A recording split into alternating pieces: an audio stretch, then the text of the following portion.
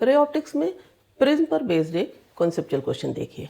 एक equilateral prism है, उसके मटेरियल का रिफ्रैक्टिव इंडेक्स क्या होगा अगर एक रे ग्रेजिंगली वन फेस पर आती है और दूसरे फेस से इमर्ज भी होती है ग्रेजिंगली। अब ये वर्ड 2-3 ध्यान देने के हैं।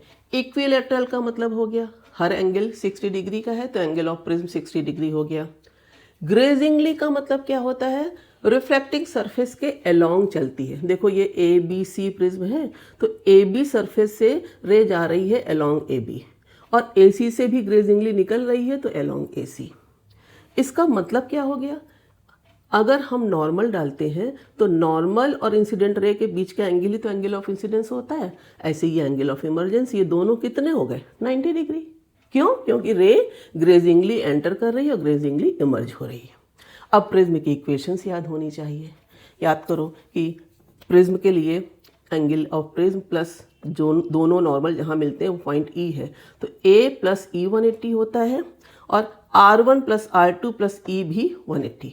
इस ट्रायंगल के तीनों एंगल का सम, ये ई अंदर वाला ये R1 है और ये R2। R1 R2 क्या है, angle of reflection at A B and A C.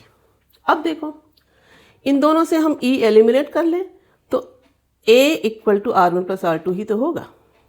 अब सिमिट्री से जितना R1 होगा उतना ही R2 होगा। यहाँ भी I90 यहाँ भी E90 है तो R1 R2 दोनों सेम हैं तो A इक्वल टू R1 प्लस R2 में A तो पता है 60 डिग्री तो A 60 degree equal to 2R तो R इक्वल टू 30 डिग्री हो गया। कौन सा फिनोमिनन हो रहा है प्रिज्म में, रिफ्रैक्शन। रिफ्रैक्शन में कौन सा लॉ होल्ड करता है, स्नेल्स लॉ। क्या होता है वो, mu equal to sine I upon sine R. I कितना है 90 डिग्री, आर कितना आ गया 30 डिग्री तो साइन आई upon sine r sine 90 upon sine 30 कितना हो गया 1/1/2।